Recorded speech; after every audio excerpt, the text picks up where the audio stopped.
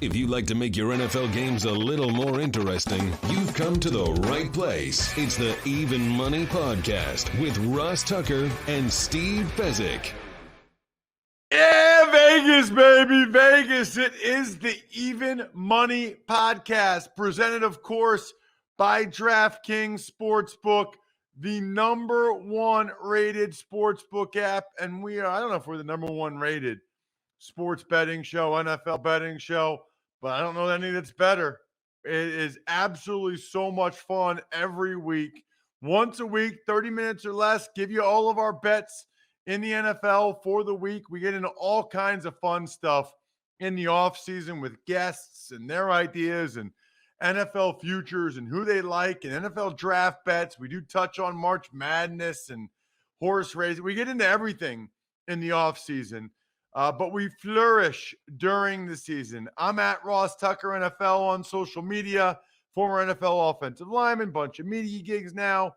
At Ross Tucker Pod is where you can find all the different shows. Ross Tucker Football Podcast, Fantasy Feast, College Draft Podcast, and of course, Andrew Brandt's terrific Business of Sports Podcast.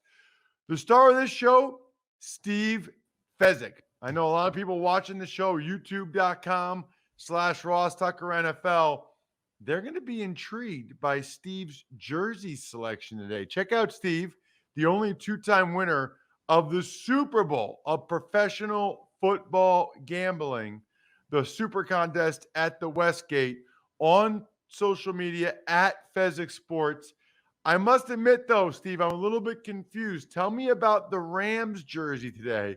I thought you grew up in Dayton. Were you not a Bengals fan growing up? Absolutely. Bob Trumpy, Isaac Curtis, Kenny Anderson, big Pete Johnson. I was a big Bengal fan in the 70s. Now I'm a fan of whoever I've got money on, Ross. What about 80s? Were you still Bengals fan in the 80s, like Boomer and Ickey Woods? Oh, sure. And, Chris Collinsworth and all the way until, pretty much until I started betting sports for a living in 93. I started doing it part-time.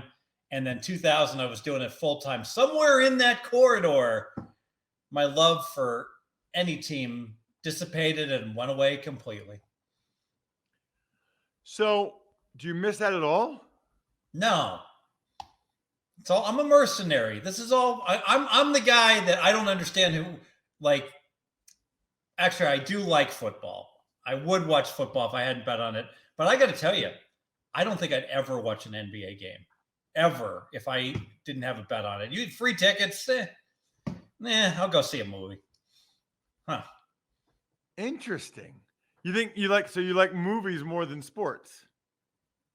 If it's a good movie, if it's something like Kingpin or Fast Times at Ridgemont High, absolutely. Kingpin is, I'm so glad you said that. That is one of my favorite movies ever. I would love to watch Kingpin again. I can't remember the last time I watched a movie, period. But to go back and watch, Kingpin is so good. Oh, that makes me happy, Steve. I need you more than ever now, sweetness. Like that. I need you. What's that? When Bill Murray says, I need you more than ever now, sweetness, to his bowling ball. Oh, there's so many. I mean, Bill Murray, when he signed autographs in the lobby and he's like, room 1218. Like he's giving out his room number.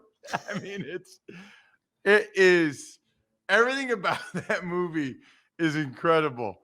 Gosh, I didn't even know we were going to get on that subject. So I am serious though, Steve. Like there's 0% of you, 0% that wishes you could just watch a game and just root for a team and enjoy it? Or do you feel like you actually get to kind of root for more teams because you got bets on all these different games? I wouldn't really call it rooting. It's kind of like you're rooting when you pull up your stock portfolio at the end of the year and you want your Bitcoin to go up. Are you a fan of Bitcoin? Are you rooting for them? It's more like you're investing in them. Got it. Okay. Interesting. Well, there's a lot to get to today. We're going to give some of our early thoughts on the Super Bowl. We're going to recap the conference championship games. And we're going to have Steve Fezzik, the great Steve Fezzik, map out what we need to know, what we should be aware of from the standpoint of betting on the Super Bowl, the timeline, time horizon, if you will, which will be good. We will start, though, with a recap of the conference championship games. We'll start with the Bengals and the Chiefs, Steve. By the way, for the week, I was up 1 unit. Steve was up 2 units. We had one best bet. It was the Niners getting the 3.5, which we nailed. That was 2 units for Steve, 2 units for me. It was a best bet. For the season, Steve's back up to plus 61. I'm up to plus 6. And our best bets, 36, 18, and 1, a 65% clip, Steve. Again, with the best bets. Pretty awesome. We shall start, though, with the Bengals and the Chiefs. Chiefs were laying 7. I didn't feel great about the number, but I laid 1 unit with the Chiefs. And being on the sideline, Steve, when it was 21-3, I was feeling pretty darn good about it. It just looked like the Bengals were overmatched. You know, it's like they had gotten this far and had a good year. And then Patrick Mahomes and Andy Reid totally butchered the last play of the first half. And I am convinced, Steve, as a guy that was on the sideline, I am convinced that that's what changed the whole game. I do believe in momentum. I do believe that gave the Bengals momentum. And I think somewhere deep down, in places he doesn't want to admit, Patrick Mahomes realized he damaged the confidence and the trust that Andy Reid had in him a little bit. I think Mahomes knows and knew how big of a screw up that was throwing the ball to Tyreek Hill at the end of the half. And I think it affected him mentally. That's my story, Steve. I'm sticking with it. Yeah, the decision to go for it was absolutely proper. Think about it. You got the Bengals on the money line or on the spread. They're down 11. 5 seconds left. You're like, please, God, kick the field goal. I'm about to get buried here. I'm dead if they go up 18. And curious play call. You know, at the time, the perfect play call there was have Mahomes fake the quarterback draw and then jump up and throw the jump pass. And if it's not wide open, just zing it out of the end zone. I get it. It's close. You got to get that play done in 4 seconds. So it's got to be super, super fast. But, throwing an out pattern to Tyreek, that's not super fast. It's going to take 5 seconds for that play to develop. If he's not wide open, just spike it at his feet. Alternatively, if you're going to only have one play, just run the ball up the middle on a quarterback draw and score. I just don't understand the play call. It was atrocious. And it's on the OC, it's on the head coach, it's on the quarterback, all three. Yeah, I mean, I've talked about this on some of the other shows, but Andy Reid wanted to kick the field goal with 5 seconds left, Steve, because I know people that were on the sideline. I was on the Bengals sideline, but people on the Chiefs sideline, he wanted to kick the field goal. But Mahomes begged him for one more play. And I think Reid assumed that Mahomes knew the situation, but you can't. You got to say, hey, one more play, but you throw it in the end zone in the first 2 seconds, or you throw it out of the back of the end zone. And evidently he didn't know the deal. Mahomes, now I didn't see this, but somebody said Mahomes tried to call timeout as Tyreek Hill was getting tackled, which I hadn't seen. That's not a good look. No. And then Steve, same guy. How about the last play of regulation where they got a chip shot field goal to go to overtime? He gets tackled. He loses like 20 yards and fumbles the ball. If the offensive lineman, Joe Tooney, doesn't jump on the ball, the Bengals win the game on Mahomes fumbling the last play. I mean, he already got some criticism. It would have been a lot more if the Bengals won at the end of regulation jumping on the ball. Yet another example of your O-lineman being underappreciated and the quarterback getting all the accolades, Ross. He really saved the game there. But that's 2 examples, Steve, of really questionable football intelligence, football IQ from Mahomes. I mean, there's no way around. And then in overtime, I mean, the loudest that stadium was the whole second half was when they did the coin toss. And those people just went crazy when they won it. And then Mahomes, all three of his passes in overtime were terrible and could have been intercepted. All three of them. I want to talk about this because I get it. The Bengals made the defensive adjustments, accolades to them, and they did really well. But, the media I hate the pass posting media. If Kansas City just came down and scored a touchdown, what would we be hearing from everyone? Oh, we all knew Kansas City was going to win the second they won the coin toss. This game was over. It was obvious, except when it's not obvious and it doesn't play out that way. They do need to change the overtime rules. Just because Kansas City lost this game does not mean it's a fair system. You need to have a system where neither team has an advantage from the coin toss going forward. Then we've got the NFC Championship, where you and I both got the 3.5 points with the Niners and really liked that. The Rams were down 17-7. And I was really happy when they kicked the field goal to make it 17-17 and knew this is probably going to end 20-17 one way or the other. Rams win by 3. You and I win by 0.5 point. I'm not that surprised the Rams won. I guess I am surprised, Steve, that they came back from down 17-7. I wasn't expecting that. Yeah, it was a strange game. It seemed like both teams were tight, trying to give it away. Someone once asked me, what's my favorite number?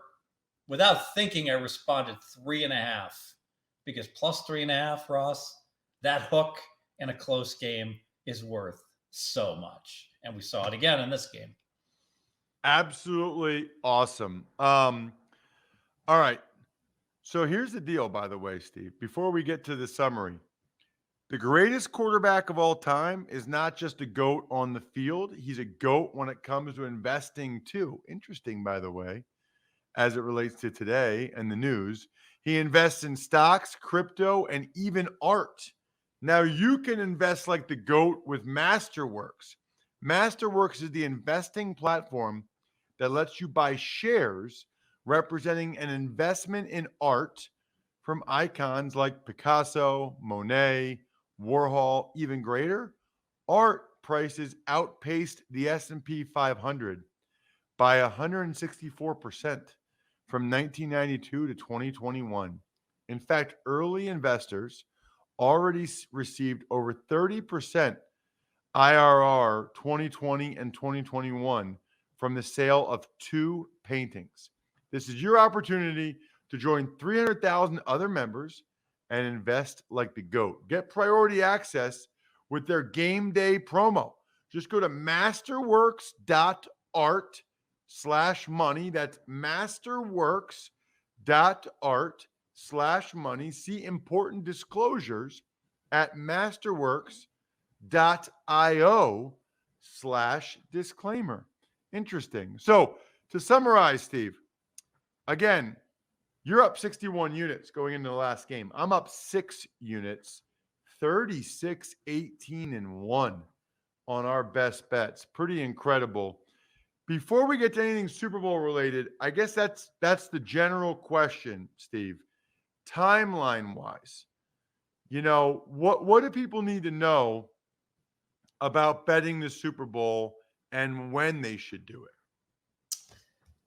How the pros do it, Ross, is they're there at open. Whenever a new book puts up their props, it's time to pounce. It's time to bet mistakes. It's time to get at stuff as quickly as possible. The goal being you want to bet something that will never be seen again. Example, this is documented in his most recent book by Chris Andrews at the South Point. He talks about Super Bowl props he messed up last year. One of them was, will Tampa Bay's first touchdown be a rushing or a receiving touchdown?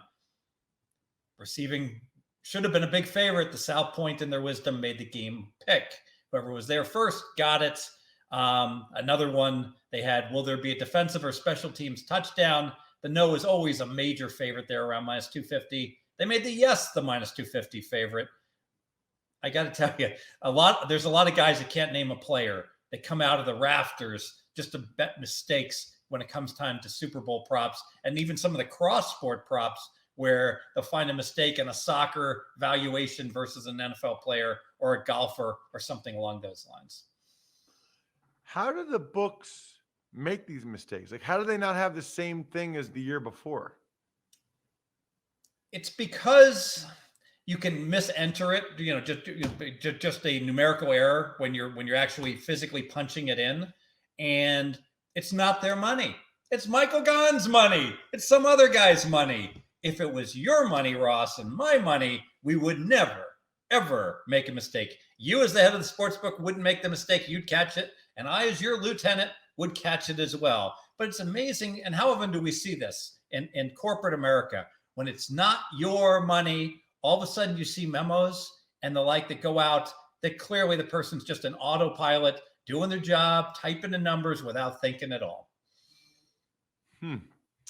That's interesting. All right. So obviously, is it right, Steve, to say, I feel like if you're going to bet the line or the total, I feel like that's something you either do right away when the number comes out, if you feel like you have the better of the number, or right at close after all the money's come in and you have all the information and you see where it ends up. It depends where you're at and the circumstances on the game. When it comes to the money line, I would say in general, you probably want to bet in most Super Bowls right before the game kicks off, because what do we see? A lot of square recreational bettors, when they bet this game, they'll bet the underdog just on the money line. And it always results in a cheaper money line than what you would get on a comparable spread during the regular season. By example, the Rams are even a 4.5 point favorite right now. That means that on the money line, they should be north of minus 200. They should win this game 2/3 of the time plus. But I'd be shocked if you don't get like a minus 180 on the Rams. And so if you're going to bet this game on the Rams, I would recommend you wait and play money line Rams right before the game starts. You'll probably get your best price that way. So, by the way, it should be noted that Steve and I will make our official bets on the game next week. Steve will also give you some props next week. My question, Steve, is the specialty props. Do we go over those next week typically, or today? Is there a time sensitivity to some of these specialty props of the anthem and those kind of things? Oh, there's time sensitivity, but they got to be up for us to bet them. So they're not up yet. So what's going to happen is right around Thursday and Friday, they're going to come up. And anyone who's never been in Vegas during this, the Westgate puts up 300 props every Thursday night at 7 p.m. If you like the bar scene from Star Wars, where you'll never see a greater collection of dreamers, strange people, scum, and villainy all together at once. Los Eisley Space Station? No. The Westgate Thursday night. Be there. You'll be entertained. Why? Tell me about it. You have math geeks that are coming in, and you've got people that just like to be part of like the whole industry. A lot of the handicappers all collect together, and you'll see a guy literally wearing like a $15 shirt that has like 100,000 of money in his fanny pack strapped around his thighs to fire in at props 2,000 per game when it looks like he couldn't rub two nickels together. That is amazing. That's really funny. All right, so those will come out later. What about some of the things I'm already seeing? Super Bowl MVP. You can bet on specific players. By the way, 1, 2, 3, 4, 5, 6. Evan McPherson, 7th best odds to be Super Bowl MVP as a kicker. Then you can even bet Super Bowl MVP quarterback or any other position. Super Bowl MVP offensive player, defensive player, winning margin, which is an interesting bet. First touchdown score, I know, is a popular one. First score of the game. Are any of these ones that you ever get involved in or excite you at all, Steve? Very, very rarely. Let me ask you this, Ross. Why are all these long shot bets up at many sports books already. And none of these other specialty props are. Well, you know the answer, of course, because the books make so much money off these long shot props where people are betting things and the inherent household is so high. The best example I can give, one of my first prop bets I ever saw a guy lose on, it was a Denver Broncos San Francisco 49ers Super Bowl. The Niners scored to take the lead. A guy held up his ticket. There it was. First touchdown, Sammy Winder, 5-1. And he says, I can't believe I blew $100 on this guy and ripped it up. Think about that. What should Sammy Winder have been? Maybe 25-1, 5-1. Those cockroach bookies just squeezing the customers. 5-1 on Sammy Winder? Yes, sir. Wow. Caesar's Palace. That's unbelievable. Speaking, by the way, of unbelievable, how about, Steve, Athletic Greens? I started taking Athletic Greens because I was having some stomach issues and because I read about it and because Andrew Brandt told me on the Ross Tucker Football Podcast that it's amazing.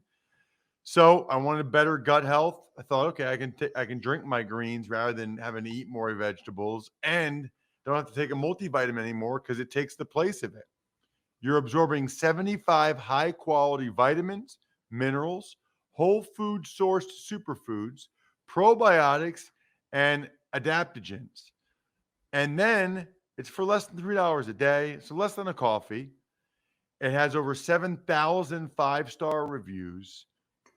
It's lifestyle friendly. To make it easy, Athletic Greens is going to give you a free 1-year supply of immune-supporting vitamin D and 5 free travel packs with your first purchase. All you have to do is visit athleticgreens.com/money.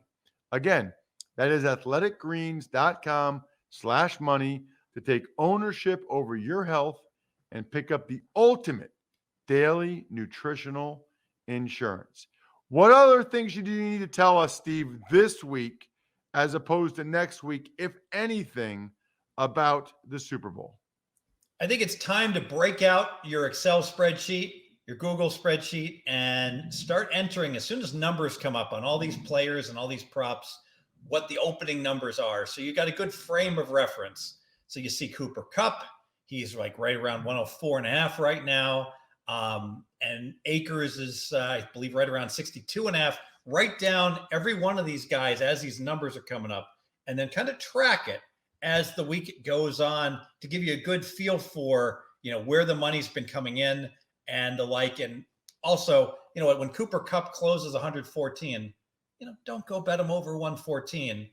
Obviously, everyone is going to bet Cooper Kupp, or they're going to pass. More than likely, the public is. So that would be like the slam dunk. Try to identify what is the public going to bet on. Doesn't necessarily mean it's wrong, but if the public's all going to dogpile onto a certain guy, bet him before the public bets him so you get the best number. Love it. I also love questions from our listeners, and we're getting more and more, Steve, which is very exciting, to the point where Brian, by the way, Ross at rosstucker.com, we guarantee Steve read and responds to your question, by the way, if you take advantage of one of our sponsors like Masterworks, Athletic Greens, AutoZone, whatever. Let's hear the sounder. Let's ask Steve a question. Ever want to ask a professional sports bettor a question? It's time to Ask Steve. All right. This question, Steve, comes to us from Tim Christian. I watch your shows. I like that. YouTube.com/Ross Tucker NFL. I watch your shows with Steve Fezzik every week while I'm working out at the gym, and they are both enjoyable and informative. For years, I have enjoyed decent success with time zone money line parlay bets. Time zone money line parlay bets. I know most experts advise that parlay bets are sucker bets, but I think the way I do it gives you a decent chance at winning. For example, I might parlay an afternoon game with an evening game And if the first game is a winner, then I have options. I can take the points on the team I'm not betting on in the second game, hoping for a middle. Or I can place a small money line bet on the team I'm not betting on to cover the cost of the wager. Or in rare cases, I can let it ride.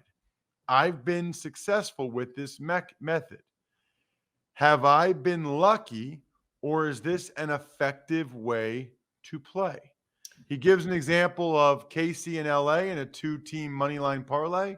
If KC wins, then I can either take San Francisco in the points in the second game for the amount of the first wager, or he can bet San Francisco on the money line to cover the cost of the wager. If he wants to be aggressive, he can let it ride and hope for both teams to win. Hope this makes sense. Looking forward to your feedback. Tim Christian. Oh, it makes complete sense. Don't do it. And here's why. So you go ahead and make your first leg of your parlay money line, parlay to the second leg, which will be later on. Let's say the second leg was the Rams minus 170 by example. All right. The first leg wins. So now you got the second leg minus 170. And now you're advocating, oh, I can play back and lock in a profit by playing the Niners plus 150. But time out. You're not locking in a profit. You're locking in a loss. You already laid minus 170, and now you're going to take plus 150. No. Given you were going to just hedge back a part of your wager, well, on your first wager, just bet the big money line and be done with it.